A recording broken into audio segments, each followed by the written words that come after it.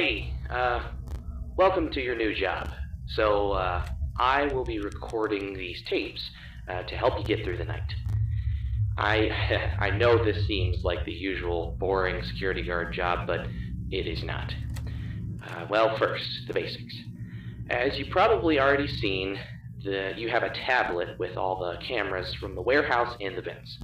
There are also other buttons which are play sound and close vents, but I will talk about them in a second. On your left there is a hallway and another little tablet which you can use to light the hallway and see if there's something there. There's also an electric shock button which I will also talk about in just a second. Now, as you probably already saw, there is an old animatronic stored there. This one is not supposed to be part of the tour, so that's why it's here. They don't really tell you why he's here, and when you ask, they say something along the lines of like, because he's too old, or because he doesn't represent John McAdams' work, which I think is a lie, but, well, what are you going to do? So, now there's a bit of a problem with these robots. I don't exactly know why it happens, but they tend to move at night. Again, when you ask for an explanation, they always tell you, oh, it's their system malfunctioning, don't worry about it. Again, I don't believe them, mainly because of what happened in the old restaurant with the owner and all the stories behind it. So, anyway, I'm gonna tell you what you should do to protect yourself from all of them, but today I'm gonna talk about 3 of them. So, there's Maggie and Chanchi. They will try and get you from the hallway. You can lure them away with the sound system on the cameras. Just play a sound in the camera they're in and they will go away. Although, there is a small chance that instead of moving back, they move forward, so always keep an eye on them. Now, if you see them in the hallway, use the shock system to give them a control shock. That might make them go away. There is a chance that they will still be there, so keep an eye there too. Then, there's Guppy. Now, he will move towards you. If you use your flashlight, he'll go back to his place, but keep a close eye on him. He won't make any sound as he moves. He's really dangerous. Well, that's everything I have to say for today, and good luck with your first week. Bye.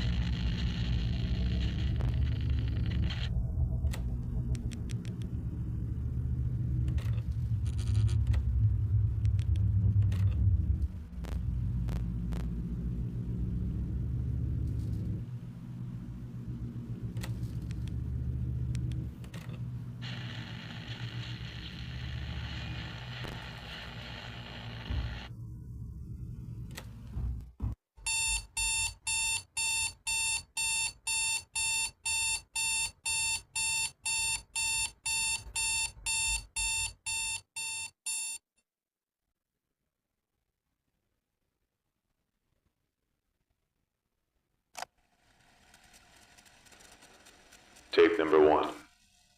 May 25th, 1975. Today marks the first day of the experiment. My name is John McAdams, and I've decided to document my progress with this experiment on tape.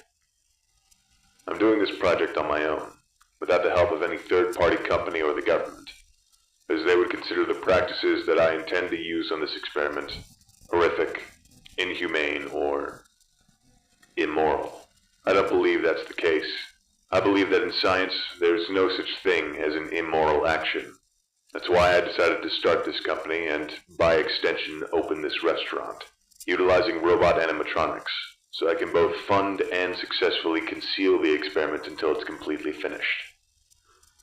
I am a man of science, and I believe that if a risk must be taken to further the pursuit of knowledge, then we must do it, even if that means sacrificing another. Some may consider me a murderer of sorts, but they simply cannot possibly fathom the magnitude of what could be achieved.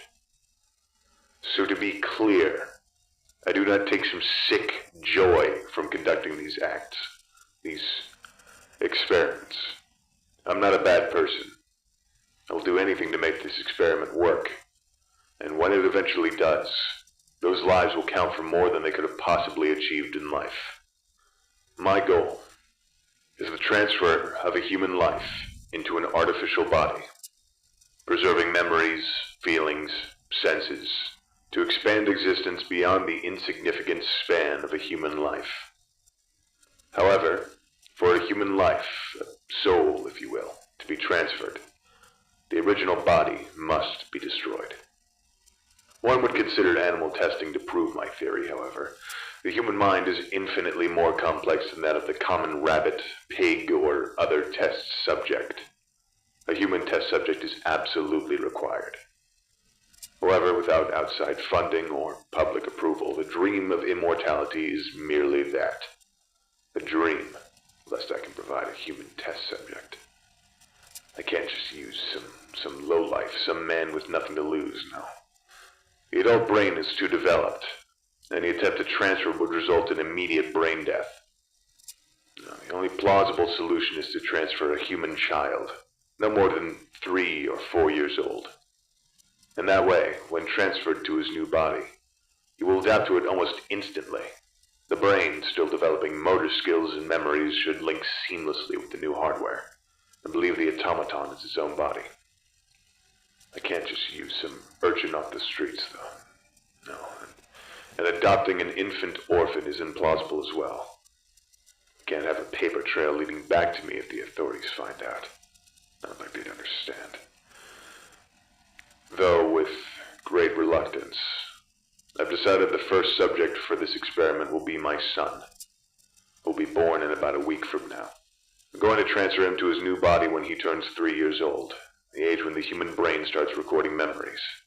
If this works, then he'll be the first of the next step in human evolution. The first to cast off the shackles of flesh that bind us to this earth. This is the beginning of a new future.